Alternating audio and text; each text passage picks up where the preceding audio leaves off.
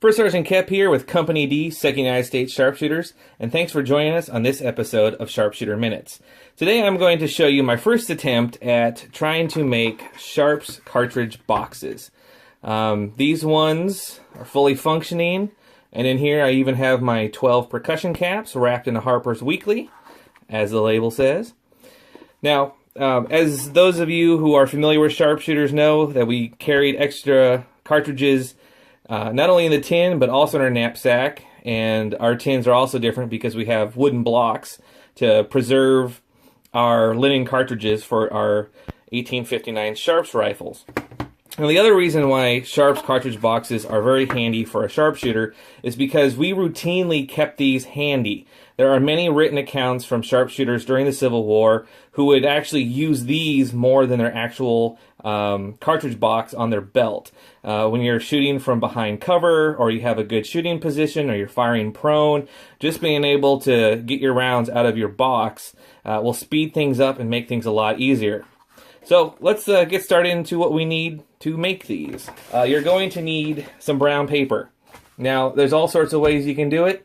I figure just use a grocery bag. The most important part is you're going to need the boxes. So these ones I found at Michael's. These are paper-wrapped jewelry boxes. And there's the label. These were in the jewelry section of Michael's. They were about $3.99. There's the SKU number if you want to find the exact size one where you're at. And don't forget, Michael's always has their 40% off coupon. So when you buy these, you can get them cheaper. You're going to need an X-Acto knife, and make sure you have a sharp blade on it. Don't be chintzy. Go out and buy a brand new one if you need to. It makes all the difference in the world for your work. You're also going to need some glue. It's kind of dealer's choice. Some people use glue sticks, contact cement, whatever you feel works best for you. Then, of course, you're going to need some Sharps cartridge labels. I actually print mine out on sticker paper, full-page label paper.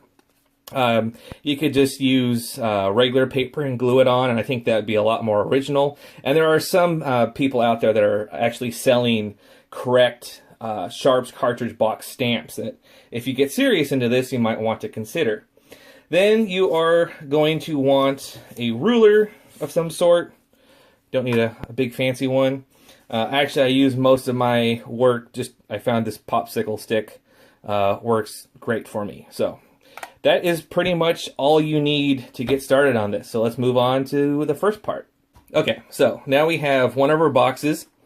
Now, I did some new research, well, some refresher research last night. I reread Bill Skillman's article on making Sharps cartridge boxes, and he also mentioned that Sharps rounds actually did come in white boxes. Personal preference, I like the paper wrapped. And there's some other things that you could do. You could make a tearaway string to unwrap it if you want. All that's in Bill Skillman's article that you can find pretty easily online. So, first thing, take your lid, get rid of the base for now. Now, in order for these to work and fit smoothly into your cartridge box tin, because each one's different, they're not made to exacting standards, you need to take and cut one of these long ends off. So what I do is I lay it down and I slide my X-Acto knife straight down, nice and slow, nice crisp cut. I'm going to cut one side.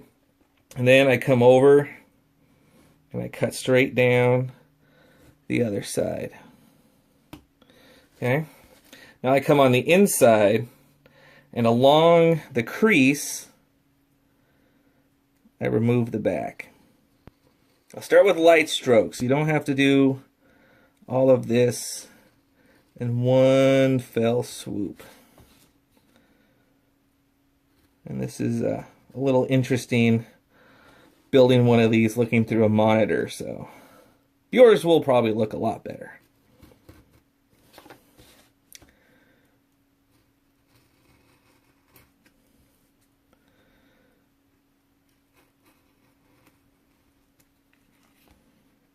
Let's take your time.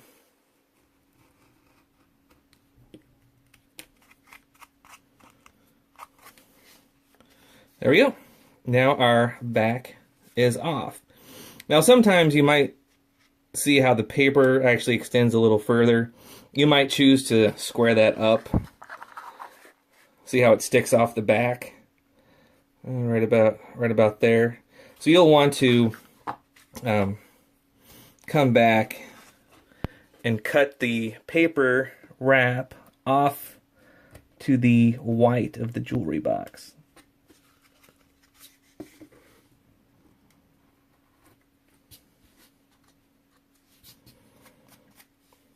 Okay, and if your cut isn't even or super nice, don't worry about it because we're going to cover it up in our next step. So now we're flush across the back. You can clean this up as much as you would like. So now we're going to set that aside. So now we have I have my popsicle stick, and I have my strip of grocery bag. Now, like I said, this popsicle stick measures exactly 11/16, just what it is. 3/4 inch is fine, but as far as I know, it's kind of dealer's choice. So all I do is put on my popsicle stick and cut a strip. And you don't have to follow the angle of the popsicle stick. I'm just going for the overall width of the paper. Okay, so as you know, I'm a woodworker, so I don't like to measure things.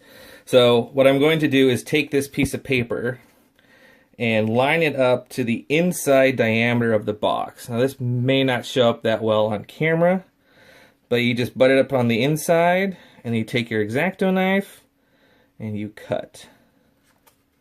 And once you have your mark, then you can take your popsicle stick and square your cut across. Okay, now all you have to do is fold it nicely lengthwise.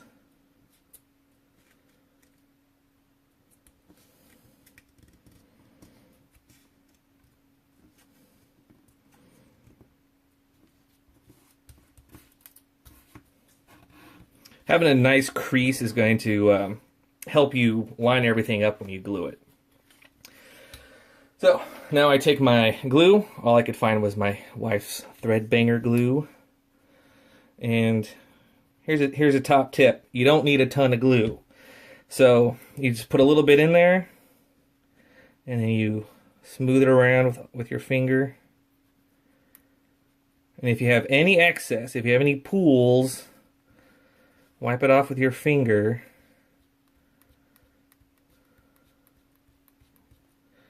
So you don't want any squeeze out. Okay, so now put the lid back on the box.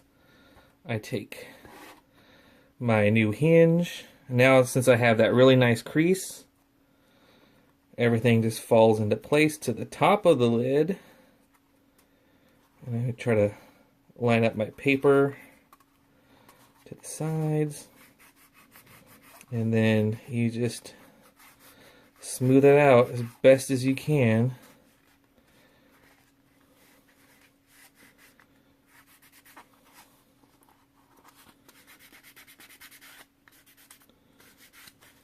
And just like that. Like I said, when you're doing this at home and not looking through a monitor, you're going to be very happy with your results. So now, the only thing left is to take your Sharps rifle label. Like I said, I use the label paper, which isn't 100% period correct now, is it? But make sure you have it on the right way. So it opens this way. And then center it.